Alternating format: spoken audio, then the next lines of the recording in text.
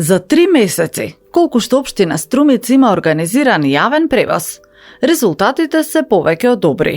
Дневно се возат во просек по околу 1200 патници во електричните автобуси, кои возат по утврдените возни линии, по принцип и организација кои се сосема исти како било која светска метропола. Развиена е апликација, се плаќа и дигитално со примена на NFC картички, а со општинската субвенција, без разлика на тоа дали е градска или приградска линија, картата за едно возење е 30 денари. За овој краток период од работењето на јавното предпријатие Струмица превоз, изграден е современ транспортен центар, а се финализираат и стојалиштата. Во неколку реченици е опишана работата од речиси 1,5 година, од моментот кога на Драги Поп Стојанов, менаџер во банка, општината му ја довери задачата да го организира јавниот превоз во Струмица и населените места. Директорот на Струмица Транспорт вели дека воведувањето на јавниот превоз реши еден голем хендикеп за струмичани. Од економски аспект, тоа е една голема услуга на граѓаните и затоа толку се покачи бројот. Вие не може да замислите какво беше предходно приградскиот превоз во Струмица, како беа хендикепирани луѓето што живеа во руралните средини, бидејќи чека комбе, па да се наполни комбето, може да чека и саат време, и саат и пол, да се постигне бројката 6, 7, 8 луѓе да тргнат према Струмица, а сега ние работиме, имаме мониторинг систем, имаме GPS следење на автобусите, немаме каснење никаде повеќе од 1 минута. Значи во просек стигнуваат секаде на време, а каснењето, кога имаме каснење, викаме дека е минута или минута и пол, поради некои причини на некоја делница. Еден автобус во 1 час 2 пати ја поминува градската линија. За да се стигне од еден до друг крај на Струмица, не треба повеќе од 10 до 15 минути, додека најдолгите релации на електричните автобуси се во приградскиот сообраќај. До најоддалеченото село потребен е половина час за да се стигне. Да се оди со автобус на работа, полека станува навика во Струмица, додека со купувањето на автобусите се реши и ученичкиот превоз. Поп Стојанов се враќа 1,5 година наназад, кога добил лист хартија од општината и од удобната менаџерска позиција добил задача да го постави на нозе јавниот превоз. За денувиве да стигне до финалниот инфраструктурен дел, до поставување на настрешниците на стојалиштата, за кои, како што изгледа, ќе треба уште да се почека.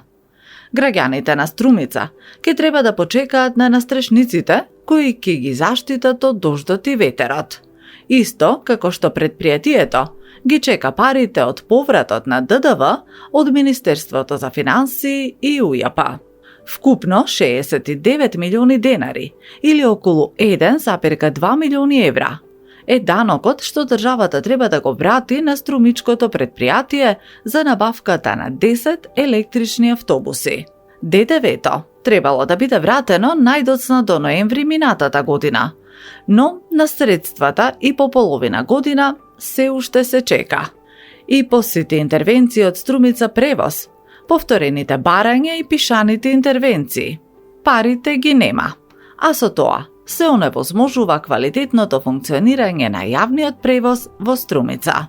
Директорот Драги Поп Стојанов е дециден дека не сака да помисли дека се работи за политички реваншизам на централната власт предводена од ВМРО ДПМНЕ, кон предпријатие во општина водена од градоначалникот СДСМ.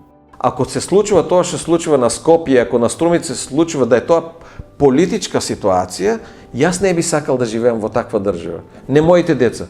Затоа и полека од години и години назад сме сведоци дека луѓето си одат. Не си одат и не е убаво тука.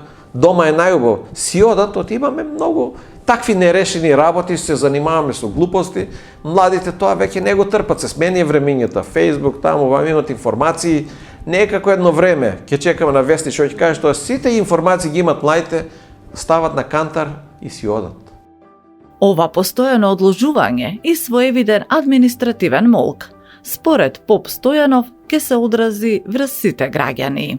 Ќе паднат услугите, значи луѓето, например, сега во моментот немат настрешници, дува ветер, врне дожд. Значи тоа е направено да биде во интерес на граѓаните, на сите граѓани. Значи, ако е тоа што ми вие кажувате политички, не, кај нас во автобусите не се возат припадници на политички партии, кај нас се качуваат сите, не ги прашуваме од која партија си. Значи нема врска, не е тоа политички. Се возат граѓаните на општина Струмица. Тој недостаток на средства е удар врз квалитетот на живеењето на граѓаните на општина Струмица од сите политички припадности. Општина Струмица во септември лани со набавката на 10 автобуси стана првата општина во државата со целосно електричен јавен превоз. Набавени се 8,5 метарски автобуси, што според физибилити студијата се оценети како соодветни за конфигурацијата на теренот во Струмица и околината. Набавката на електричните автобуси е одговор на аерозагадувањето, а на подолго време економски е исплатлива инвестиција. Македонски медиа сервис. mms.mk